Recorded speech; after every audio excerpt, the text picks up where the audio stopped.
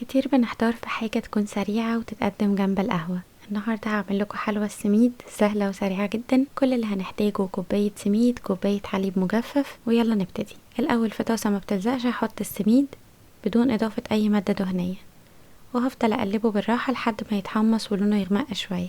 هشيله بنفس الطريقة. هنحمص الحليب ونقلبه بسرعة عشان الحليب بيتلسع بسرعة جدا، وده شكلهم بعد التحميص. في طبق على جنب هحط كوباية سكر بودرة وعلبة قشطة، هقلبهم مع بعض لحد ما يتجانسوا كويس، ما يكونش فيه اي كلاكيع او تكتلات.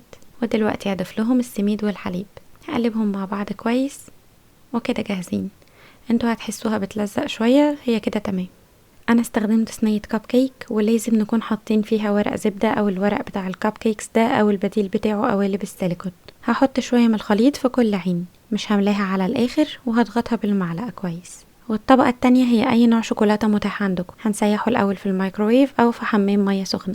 هضيف الشوكولاتة على الوش وهساوي شكلها. ممكن نشيلها في التلاجة او الجو برد دلوقتي، ممكن تتساب برا لحد ما تجمد. وده شكلها بعد ما جمدت. هزين الوش ببندق مجروش وبس كده. تتقدم بقى مع شاي، مع قهوة، طعمها حلو قوي، سريعة. جربوها واكتبولي رأيكم في التعليقات، وما تنسوش تبعتولي تطبيقاتكم على الانستجرام او على الفيسبوك، سايبالكم اللينكات في صندوق الوصف.